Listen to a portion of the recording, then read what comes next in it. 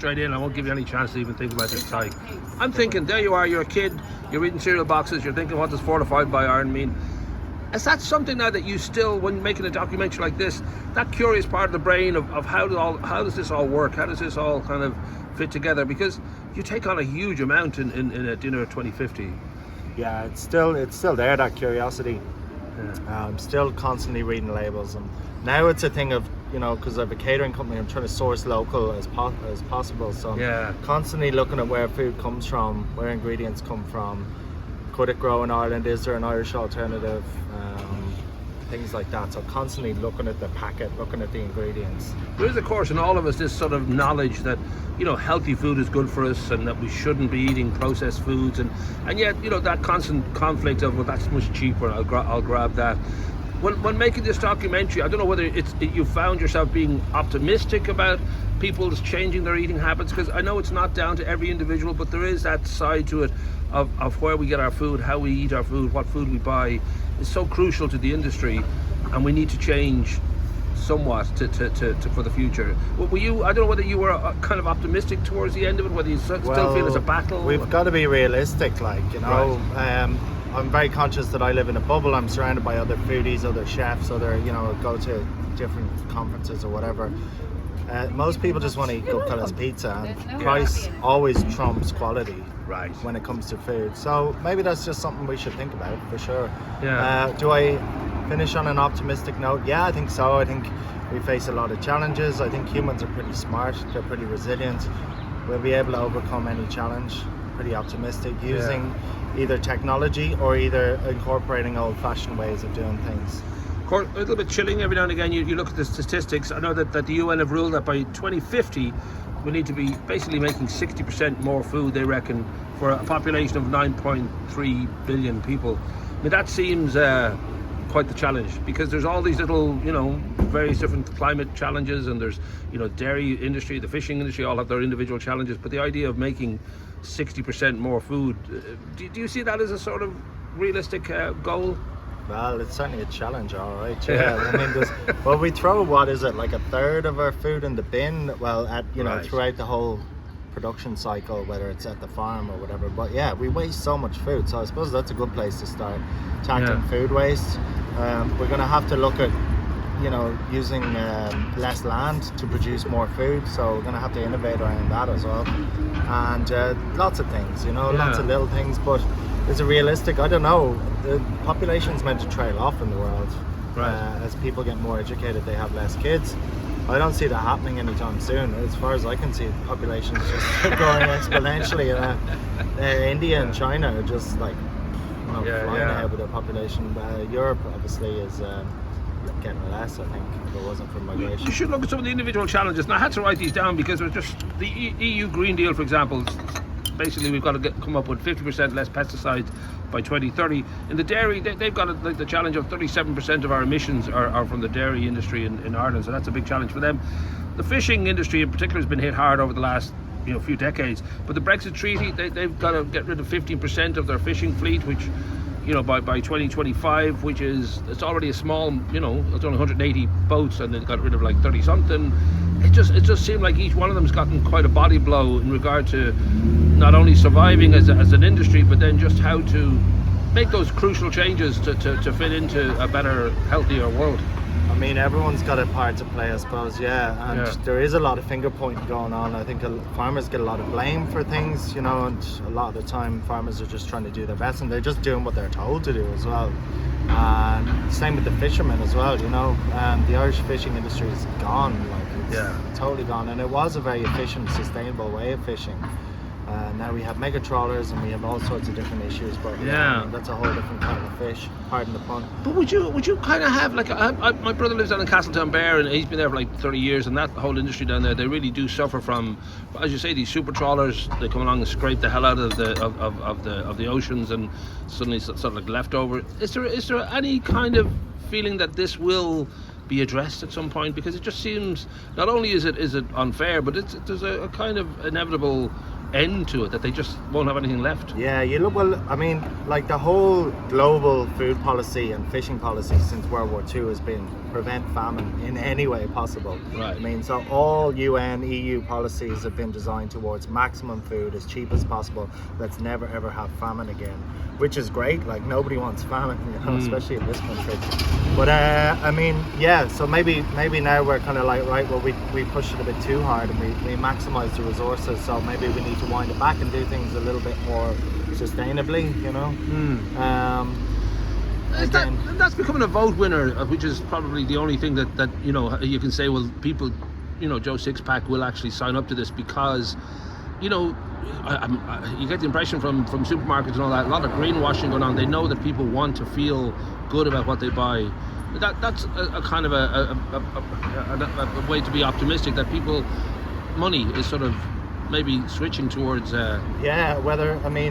whether they mean it sincerely or it is greenwashing, either way, I mean, it's still kind of heading along the right path, Right. You have to be seen to be doing the right thing, even if you don't necessarily care about it, So I presume like a few years down the line, these things will actually kick in and become mainstream, So when it comes to like the great, big industry like Monsanto, do you kind of, I don't know whether you can in any way, it's just such a given that there's some evil kind of moves made by large corporations.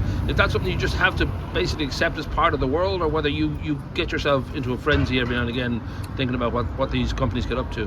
Well, I don't think absolute power for anyone is a good idea. Right. Fragmented power has always been a better thing for humanity. And they've got massive power. It's not even, they've kind of rebranded it as Dow now. Dow control all the chemicals in the world. Nice. But, we won't go down that path. But yeah, I think is the logo green? I hope the logo is green, or sunflower, or. But even you see that with, who controls the food in Ireland. I mean, there's all the bigger companies are buying up all the smaller companies. So we've kind of two veg distributors, we've two kind of processed food distributors, and all the butchers are shutting. It's becoming more and more centralized, and more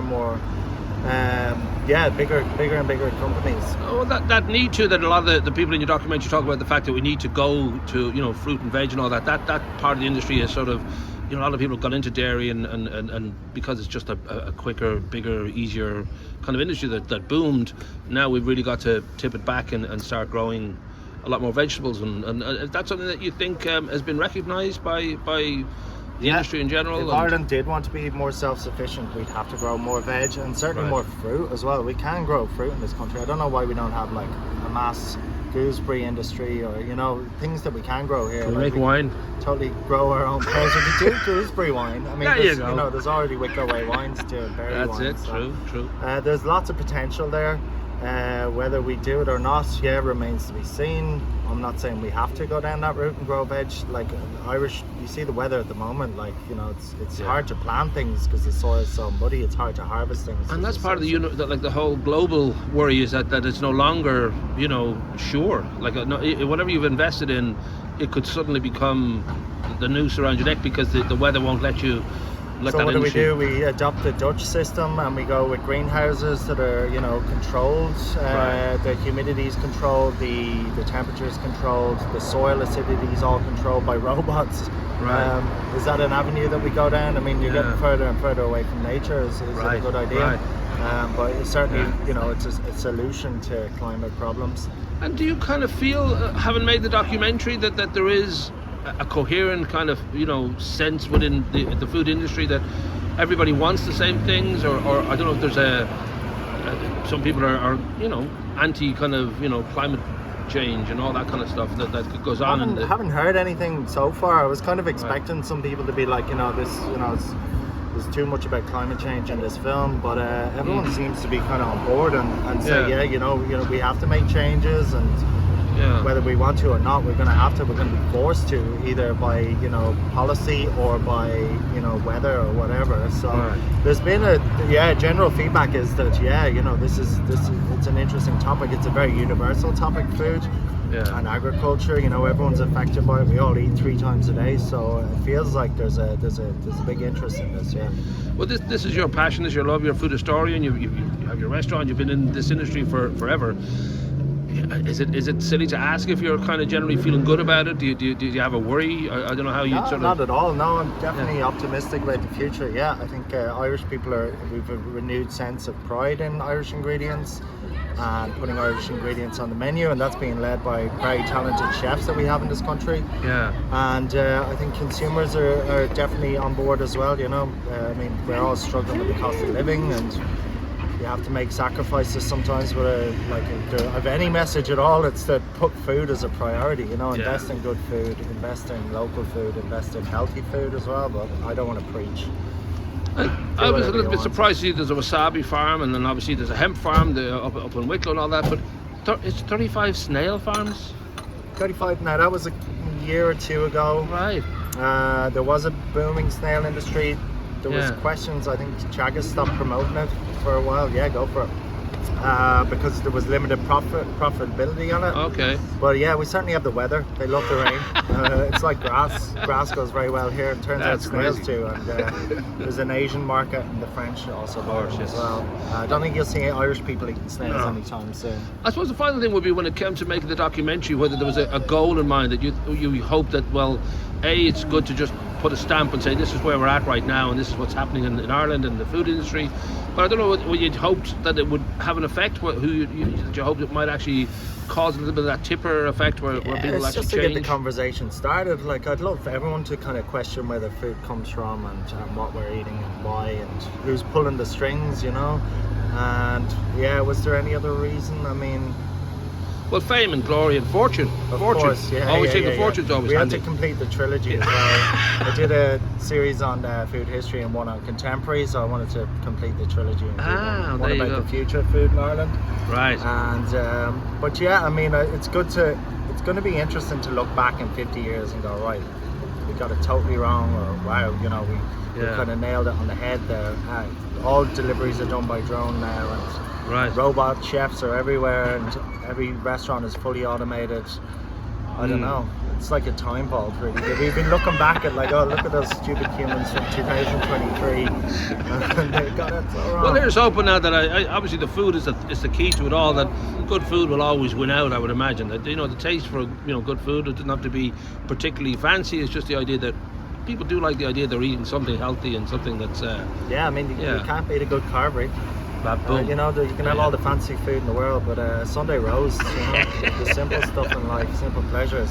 But yeah, we all eat 3 times a day, and that's not going to change anytime soon. I'll put a link to the film. We're going to have a few guests along in the night. We'll have Paddy Hullen from Supervalue looking at the retail end of it. Brilliant. Dara Flynn from the Happy Pear Farm, who've been very, very active in certainly in the idea of plant-based, but just generally how vegetables should be grown within your community, and also the lovely Yvonne from Graceland's Mama, who's got a small industry making vegan treats, who again is sort of tapping into a desire in people to move forward. So we'll put that link in, and also a link to your own blog and all that, so people can get an idea. Do come along there and get engaged, get involved, ask questions, and Boom. engage in the debate. And you're catering the whole night, right? I am. I'm bringing snails.